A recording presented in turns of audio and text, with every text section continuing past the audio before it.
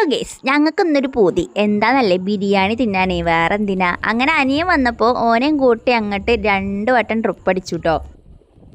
വീട്ടിൽ നിന്ന് പോത്തിലേക്ക് അധികം ദൂരമൊന്നുമില്ല. അപ്പോൾ ഞാൻ പുഴേൻ്റെ അവിടെ ഇറങ്ങിയിട്ട് കുറച്ചങ്ങോട്ട് നടന്നു കേട്ടോ. പിന്നെ കിച്ചു രേണുകേനെ കൊണ്ടുവരാൻ വേണ്ടിയിട്ട് പോയിട്ടുണ്ട്. അങ്ങനെ ഞാൻ നടന്ന് മുട്ടൻ വെയിലാണ്. അപ്പോൾ ഒരു തണലത്ത് കയറി നിന്നു കേട്ടോ. അപ്പോൾ അത് അവരെ വരുന്നുണ്ട് അവിടുന്ന്. അങ്ങനെ ഓരും എത്തിയിട്ടോ.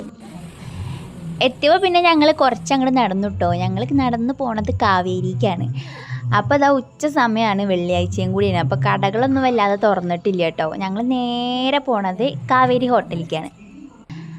അപ്പോൾ ഇതാ വാഴേൻ്റെ ഇല കൊണ്ടുവച്ചു. വാഴേൻ്റെ ഇല കൊണ്ടുവച്ചപ്പോൾ തന്നെ നല്ല സന്തോഷമായി ഞങ്ങൾക്ക് കേട്ടോ. പിന്നെ ഓരോന്ന് വരൽ തുടങ്ങി. ചർലാസ്, അച്ചാർ, വാരി കോരി തരുട്ടോര്, അതിനൊന്നും ഒരു മടിയില്ല. അങ്ങനെ ഞങ്ങൾ ചർലാസും അച്ചാറൊക്കെ അങ്ങനെ എടുത്ത് ഇങ്ങനെ തിന്നിരിക്കുമ്പോഴേക്കും കണ്ട് രേണുകേൻ്റെ എക്സ്പ്രഷൻ കണ്ടില്ലേ.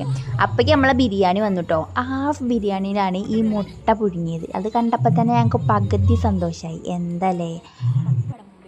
പിന്നെ അത്യാവശ്യം വലുപ്പമുള്ള ചിക്കൻ പീസും ചോറിൻ്റെ ക്വാണ്ടിറ്റി ആണെങ്കിൽ പറയും വേണ്ട. പിന്നെ പപ്പടം, പായസം കൂടി കിട്ടുമായിരുന്നു കേട്ടോ. പക്ഷെ ഇന്നെന്താണോ ഞങ്ങൾക്ക് പായസം കിട്ടിയില്ല. കിച്ചുവിന് ഇടയ്ക്കിടയ്ക്ക് വരുമ്പോൾ ഒന്ന് പായസം കിട്ടലുണ്ട് നോൻ പറയലുണ്ട് കേട്ടോ.